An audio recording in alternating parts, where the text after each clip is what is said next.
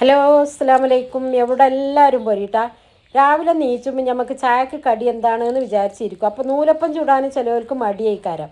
അത് മാവ് നന്നാവൂല, മാവ് കുഴക്കാൻ പറ്റൂല, കൈ ചൂടാവും, അല്ലെങ്കിൽ മുറിഞ്ഞു പോകും, ഇങ്ങനെയൊക്കെയാണ് പറയാറുള്ളത്. അപ്പം ഞാനും വിഷമിക്കണ്ട, ഇതുപോലെ തന്നെ ഉണ്ടാക്കി നോക്കണ്ടി. കൈ ചൂടാവൂല, മാവ് കുഴക്കണ്ട, ഒന്നും വേണ്ട. നമുക്കിതങ്ങോട്ട് കലക്കിക്കാണ്ടാണ്ട് നൂലപ്പം ഉണ്ടാക്കുക. അപ്പോൾ ഇതാ വീഡിയോ കണ്ടോക്കി. ഇപ്പം ഞാനിതാ 2 കപ്പ് അരിപ്പൊടി എടുത്തിട്ടുണ്ട്. നമ്മളെ സാധാ വറുത്ത അരിപ്പൊടിയാണ്. അരിപ്പൊടി എടുത്തിട്ട് ഇതാ അതിലേക്ക് ഒരു നുള്ളു ഉപ്പിട്ട് കൊടുക്കുന്നുണ്ട്. വേറെ ഒന്നുമില്ല കേട്ടോ. അപ്പോൾ ഇതാ ഞാനൊരു തേങ്ങൻ്റെ പാലാണ് എടുക്കുന്നത്. അപ്പോൾ ഇതിലേക്ക് തേങ്ങാപ്പാലാണ് മെയിനായിട്ട് വേണ്ടിയത്. തേങ്ങാപ്പാൽ ഇല്ലെങ്കിൽ വേണ്ടാന്നുണ്ടെങ്കിൽ നിങ്ങൾക്ക് വെള്ളത്തിൽ ഉണ്ടാക്കും ചെയ്യാം. പക്ഷേ തേങ്ങാപ്പാലിൻ്റെ ഒരു ടേസ്റ്റ് വേറെ തന്നെ. ഞാനിങ്ങനെ ഈ നെറ്റിലാണ് എടുക്കട്ടോ. അപ്പോൾ ഇത് കണ്ടില്ലേ, ഇതുപോലെ നല്ല പാല് ഫുള്ളും കിട്ടും. അതിന് ചണ്ടിയേ പോവുള്ളൂ. അപ്പോൾ നമ്മൾ ഇതിലേക്ക് ഉപ്പിട്ട് കൊടുത്തിക്കാണ്ട് ഇതിലേക്ക് 2 കപ്പിന് മാവിന് ഞാനിതാ 4 കപ്പ് തേങ്ങാപ്പാലാണ്. അപ്പോൾ ഓരോ കപ്പ് പാലും പാരുമ്പോൾ നമ്മളത് നല്ല മിക്സ് ചെയ്ത് എടുക്കുകയാണ്.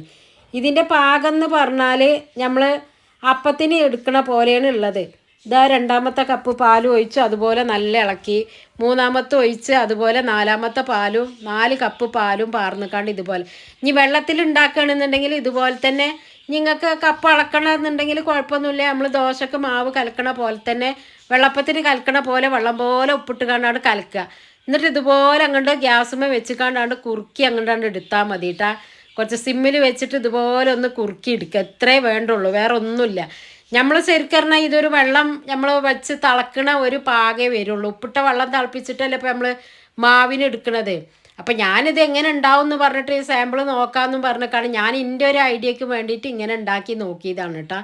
അപ്പോൾ ഇതിങ്ങനെ നമ്മൾ ഇളക്കുമ്പോൾ കട്ടായിട്ടുണ്ട്. അതൊന്നും പേടിക്കേണ്ട ഒരു ആവശ്യമില്ല കേട്ടോ. അപ്പോൾ ഇതുപോലെ നല്ല പാകമായി വന്നിട്ടുള്ളത്. അപ്പോൾ ഇതിക്കൊരു ടേസ്റ്റിനും വേണ്ടിയിട്ട് ഞാൻ 2 സ്പൂണ് വെളിച്ചെണ്ണ കൂടി ഒഴിച്ച് കൊടുക്കുന്നുണ്ട്. അപ്പോൾ ഈ വെളിച്ചെണ്ണ ഒഴിച്ച് കൊടുത്തതിന് ശേഷം ഒന്നും കൂടെ നല്ലോണം എന്നാണ് മിക്സ് ചെയ്യുക.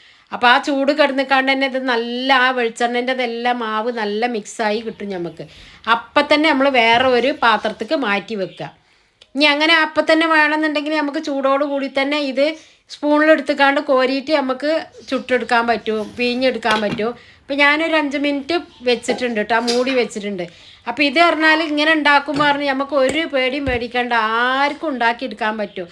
ഏത് അറിയാത്തവർക്കും നൂലപ്പത്തിന് മാവ് പിയ്യുമ്പോൾ ചിലവർ പറയുക അത് പീച്ചാൻ ഭയങ്കര ഇടങ്ങാറാണ്, നൂലപ്പം അതിന് പോരുന്നില്ല, അതാണ് ഇതാണ്, കൈ വേദന ആകണ്, അത് ഇതൊക്കെ പറയട്ടാ.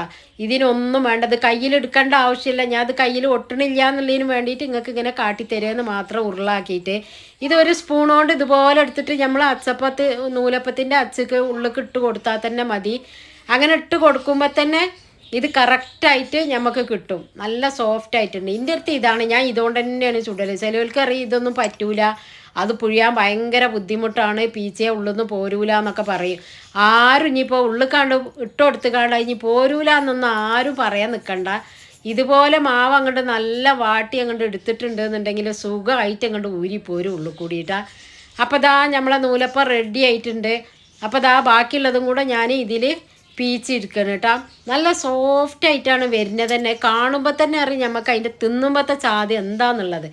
അപ്പോൾ ഒരിക്കലെങ്കിലും നിങ്ങൾ ഇതൊന്ന് ഉണ്ടാക്കി നോക്കിയിട്ട് നിങ്ങളൊന്ന് കമൻ്റ് അറിയിക്കോണ്ടി എങ്ങനെ ഉണ്ടായിരുന്നു എന്നുള്ളത്. അപ്പോൾ ഇതേപോലെ തന്നെ നമ്മൾ അപ്പത്തിന് മാവ് വെള്ളം പാർന്ന് ആക്കണ പോലെ ആക്കിയിട്ട് ഞാൻ ഇതുപോലെ അങ്ങോട്ട് മാവ് വെച്ചുകൊണ്ടാണ് വാട്ടിയെടുക്കുക. എന്നിട്ട് ഇതൊന്നാണ്ട് ഇതുപോലെയാണ് പിഴിഞ്ഞെടുത്തിട്ട് എത്ര പെട്ടെന്ന് ആവണ അറിയാം. ഇപ്പം ഞാൻ 2 രമ്പൻ്റെ ഇല എടുത്തിട്ടാണ് ഇപ്പോൾ ഈ വെള്ളത്തിലിടുന്നത് കേട്ടോ.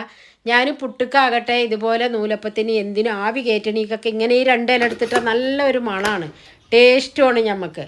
ഇനി പൊതിക്കും അങ്ങനെ ചുടുമ്പോൾ എന്താണ് നമുക്ക് അതിക്കൊന്നും വേണ്ട കേട്ടോ.